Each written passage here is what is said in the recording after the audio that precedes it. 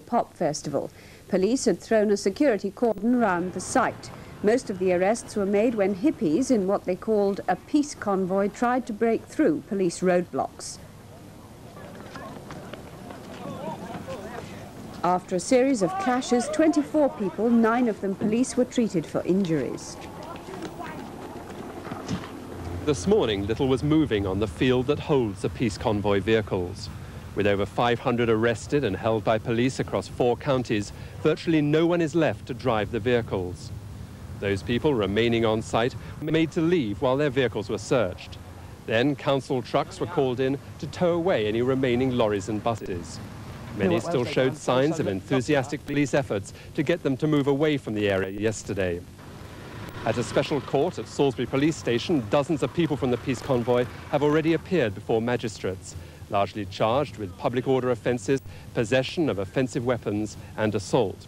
In Amesbury, 2 miles from Stonehenge, police moved away any of the hippies who had arrived during the night. But Stonehenge itself was reopened as normal, though police vetted carefully anyone heading for the monument.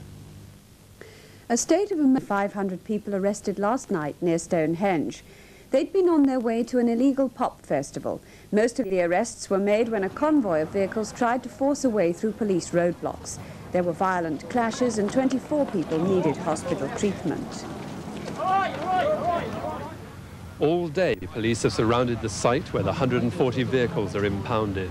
With over 500 people arrested and held across 4 counties, few of the convoy drivers remain to move the vehicles, even if they'd been allowed to. The social services are looking after children of the arrested, the RSPCA after their pets. In the police control post, possible weapons were confiscated for examination. 7 policemen and 17 convoy members were treated in hospital after yesterday's fighting. At Salisbury Police Station, a special court has been sitting all day.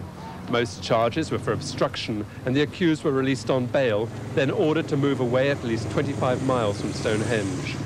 The remaining charges, including some of causing bodily harm, will take another 3 days to hear. A state of emergency has been declared in Ohio. They tried to break through police roadblocks and trouble followed.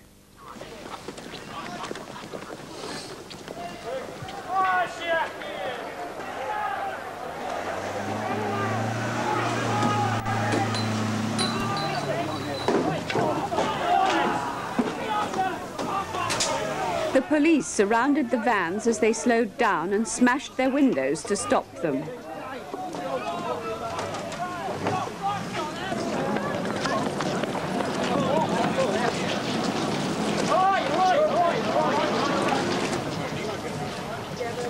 A court order had banned the pop festival this year because the huge number of people attending has damaged the ancient monument.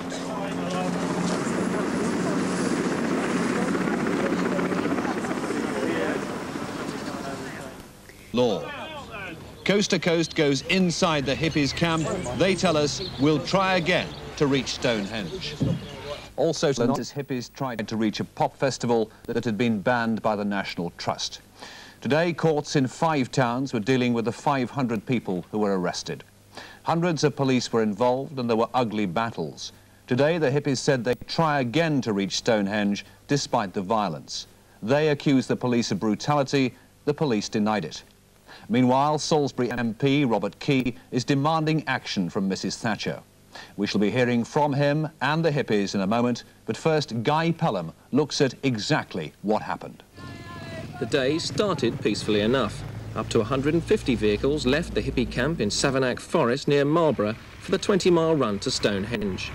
Many of the coaches had seen better days. Others preferred to make it under their own steam. But the authorities were clearly determined the convoy would not get through. At Cholderton, just 7 miles from the monument, 300 officers from no less than 6 police forces were ready and waiting. In a well-planned operation, they used council grit lorries to help form a solid roadblock, making the A303 completely impassable. Police helicopters were in the air, warning of the approach of the 2-mile-long convoy. The first confrontations came when the hippies ran up against the police roadblock. There were some arrests as the first of the day's serious fighting broke out. The vehicles were diverted into a nearby field, which was then surrounded by police. Senior officers tried to get the hippies to turn back peacefully. There is no pop festival this year. The conduct you have carried out this afternoon is likely to... Listen. Your conduct has been likely to provoke a breach of the peace, and the breach of the peace is still continuing. Whilst that is happening, my officers will be here. Sporadic fighting continued for much of the afternoon. Camera crews were often the target. There were even reports of petrol bombs being thrown. Officers in full riot gear were very much in evidence. But at this stage, police stressed their policy was one of containment. The police just intend to contain them where they are. You're going to let them stay in the field? We're going to contain them for the time being. And you're going to continue to surround the field? Yes. For how long? Well, as long as it takes to get sufficient forces here to decide what to do. By the evening, however, the police had clearly decided to move in force. More men were moved up, again in full riot gear, some with fire extinguishers strapped to their backs. Senior police officers were on hand to direct operations. Then came pandemonium. The police went in, determined to clear the field.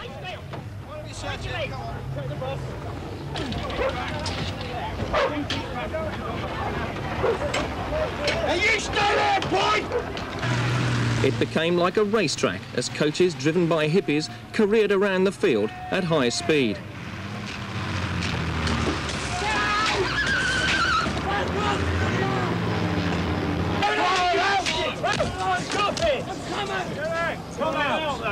Come out, sort out.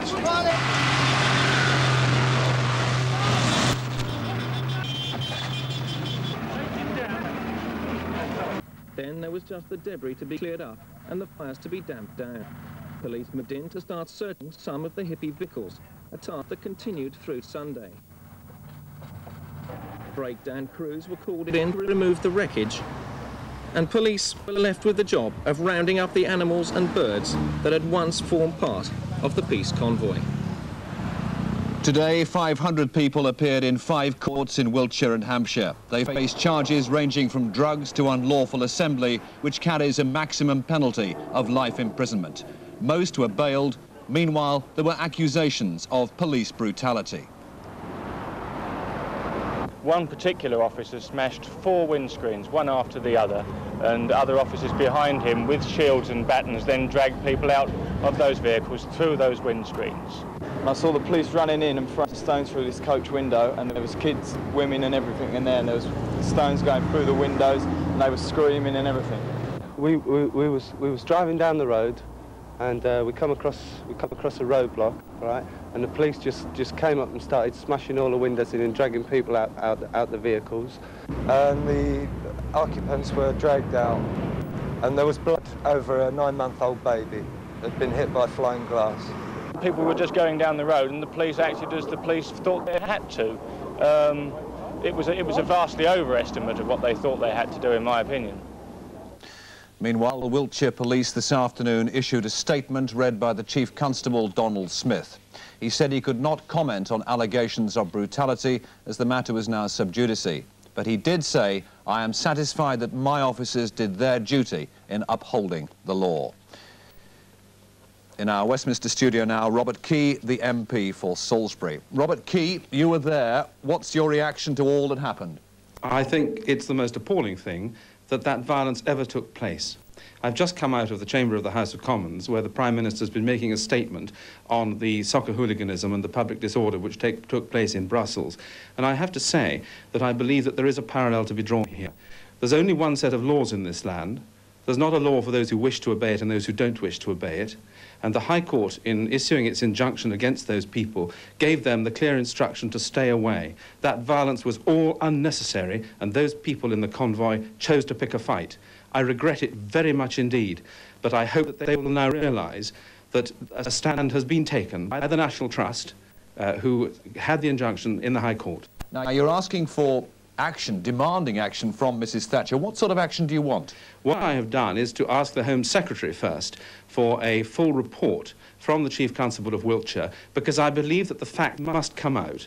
We've got to know exactly what happened, and that means that we need to know the background to it. Because I must stress, this is not a sudden incident or action or overreaction. This is 11 years of build-up, of aggravation to people in South Wiltshire. Do you accept any of the allegations of police brutality? I have no evidence of that. I was there throughout the skirmish on Saturday night. I saw nothing that I would describe as brutality. Yes, there was violence on both sides, and the sight of those people driving buses at the police or at anybody else is quite horrific. Very quickly, the hippies have said they'll be back and in greater numbers. Does that thought frighten you? It doesn't frighten me, because the police will do their duty, which they've done, to support the rest of our freedoms. With freedom, there go responsibilities, and the responsibility of people who had it in mind to go to Stonehenge is quite clearly to stay away. Robert Key in Westminster, thank you so much for joining us. Thank you.